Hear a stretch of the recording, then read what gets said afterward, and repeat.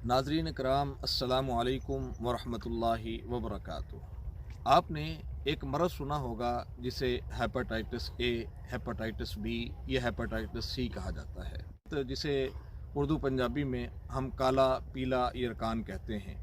काला पीला यरकान हेपेटाइटिस की ए टू जेड जितनी भी अक़साम हैं उनके लिए बेहतरीन इलाज अल्लाह रब्बुल इज़्ज़त ने जो नेचुरल है वो गन्ने के अंदर रखा है। गन्ना इस मौसम के अंदर हेपेटाइटिस ए, बी, सी, काले पीले यरकान के मरीज़ों के लिए बहुत ही फ़ायदेमंद है इंशाअल्लाह। जिस बंदे को हेपेटाइटिस ए हो, बी हो, सी हो, काला पीला यरकान हो, टाइफाइड बुखार हो, पुराने से पुराना बुखार हो, मलेरिया हो, तो उसे आप गन्ना इस्तेमाल करवाएं। इसकी गंडेरियाँ वगैरह मिल जाती हैं शहर से, वो इस्तेमाल करवाएं।